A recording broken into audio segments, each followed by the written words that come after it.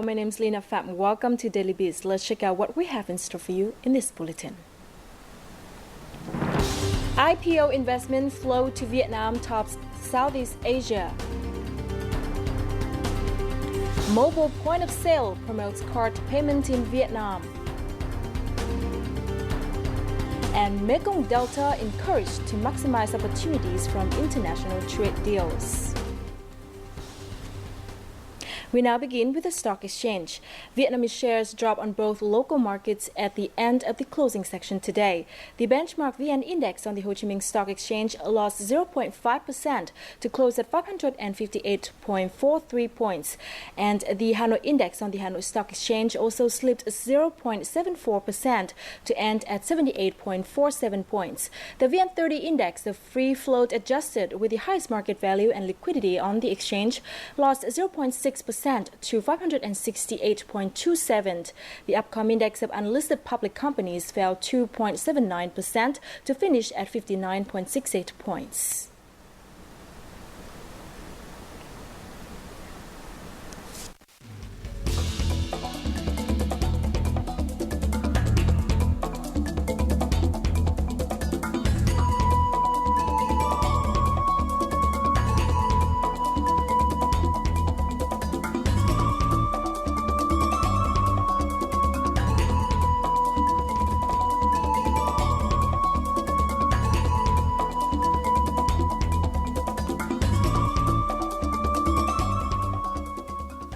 Now let's check out the gainers and losers of today's trading.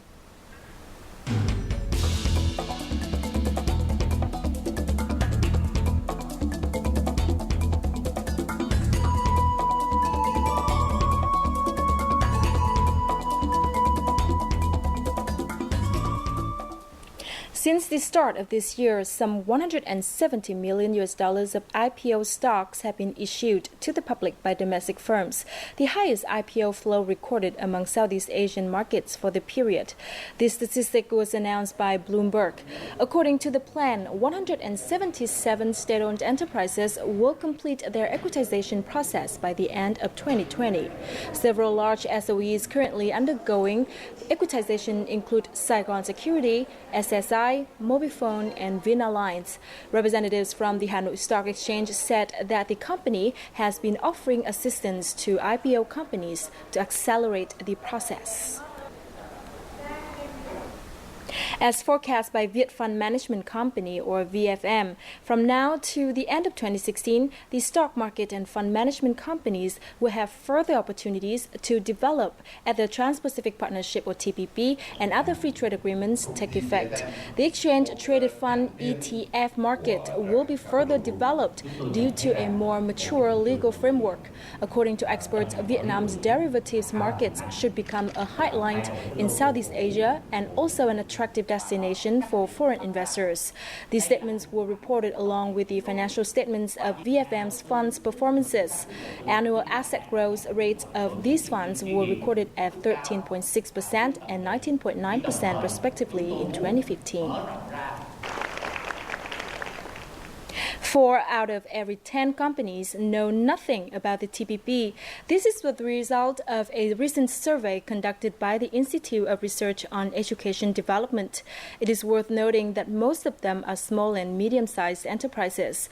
The day the TPP will take effect is approaching, but with the current situation, nearly half of Vietnamese businesses are entering a war without knowing the enemies. According to a representative of Nhật Tân Plastic, the TPP is unlikely to have much of an impact on their business as they are primarily focused on exports to Europe, while their supplies are mainly from Saudi Arabia, two markets that have nothing to do with the TPP. We are still maintaining production and we don't really see any long-term effects of the TPP on us. This has been the similar statements of hundreds of plastic firms as well as any other firms about TPP. They are perfectly happy with their existing export markets. Enterprises said that TPP only affects imports without thinking about the implications on the local market. Having access to local supplies will be a huge advantage for Vietnamese enterprises because TPP has strict requirements on the localization ratios and material sourcing. As the TPP agreement became closer and closer to reality, we have seen a pretty strong pickup in foreign direct investment. In particular, there's a lot of interest from Korean. Vietnam is an oil-producing country, so that we should manufacture plastic here. If we self-sufficient on domestic supply as Malaysia or Indonesia, there would be a huge advantage. While Vietnamese firms are still struggling to find a solution, foreign companies have already made their first moves. For example, a Thai corporation has invested more than $30 billion to build 2 petrochemical plants, which are specialized in manufacturing plastic. According to the Ministry of Labour, Invalids and Social Affairs, Vietnam's participation in the ASEAN Economic Community, the Trans-Pacific Partnership TPP, and other free trade agreements has offered various job opportunities to Vietnamese workers, especially those who are skilled and good at foreign languages. However, foreign workers might also take over domestic positions, leading to more unemployment in Vietnam. To limit the negative impacts of international integration on Vietnam's labor market, the Ministry of Labour will foster cooperation among sectors to create favorable conditions and motivate enterprises to improve their professional skills of their workers. The ministry will also encourage workers to apply for unemployment insurance when needed and to seek assistance at employment centers for training and jobs. And before we move to the next part of Daily Beast, let's check out how the Vietnam đồng is weighed against other currencies in the world's market today.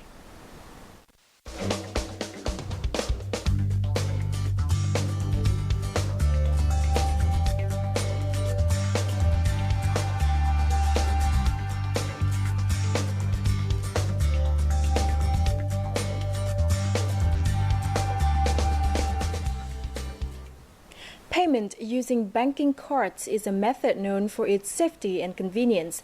The addition of mobile point of sale, which is essentially a mobile cash registered or an electronic point of sale terminal, can encourage more people to use cards. Let's find out more in the following report. This is a card reader using 3G technology. The main difference between it and other card readers is that thanks to 3G technology, the device can be taken anywhere with a mobile phone signal. The work of the employees in this company has become much easier since they have adopted this device and they can now accept payments anytime, anywhere. We are introducing these devices to our customers. They can pay on the spot. Our employees can help them arrange payments quickly and easily with them. Some Vietnamese customers are still cautious and doubtful about online payment. These new devices are expected to make payment methods straightforward and easy. We estimate that 90% of Vietnamese online trading markets are still using COD, collect on delivery payment method. With mobile POS, or online sellers can use bank cards from payment. Even though the current market is still developing, its potential as well as potential for these devices is huge. I think Vietnam is a market with great potential for this payment system because the country has a lot of small and medium-sized enterprises, as well as restaurants and shops, while banks often have to think before providing card readers. This is a big problem, especially for big cities like Hanoi and Ho Chi Minh City or Bangkok, because they have many tourists who dislike using cash. With over 86 million credit cards issued, Vietnam has huge potential to increase card payments. According to experts, card payments will increase sales not only for big companies, but also for small and medium enterprises and even individual sellers. At a conference held Wednesday in Cần Thơ, organized by the Cần Thơ branch of the Vietnam Chamber of Commerce and Industry, or VCCI, local authorities, economists, and members of the business community discussed the economic impacts of a new free trade agreement on the region. Participants suggested changes to macroeconomic policy that would be more in line with the ASEAN Economic Community and the agreements. They noted that although enterprises would have more opportunities to expand their market and enhance competitiveness, they would also face tougher competition. The Mekong Delta is home to over 53,000 enterprises, with 40% operating in trade, 20% in industry, nearly 14% in construction, and 7% in the agricultural and seafood sectors. Coming to America empty-handed and doing manual work for a living. With the typical hard work and perseverance of a Vietnamese, 50-year-old Nguyễn Minh Trọng has become the owner of one of the biggest laundry service chains in Dallas, Texas. Let's hear his story in the following report. My name is Nguyễn Minh Trọng. I came to America 9 years ago when I was 43. At that time, I had to work many manual jobs, but I didn't mind. The entire year, I never took a day off. Like all Vietnamese here, I worked hard to save a bit of money.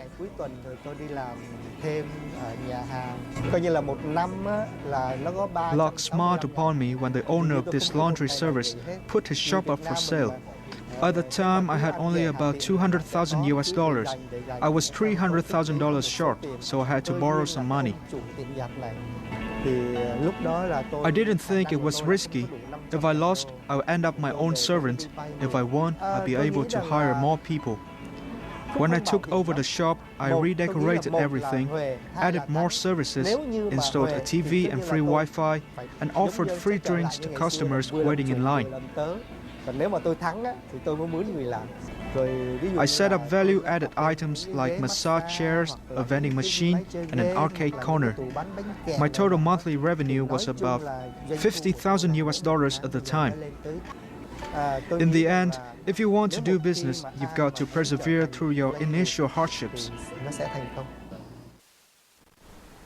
And that's it for Daily Biz. To rewatch our bulletins, just log on to VTV4.vn or youtube.com/VTV4Go. I'm Lena Pham from VTV International. For now, goodbye from Hanoi.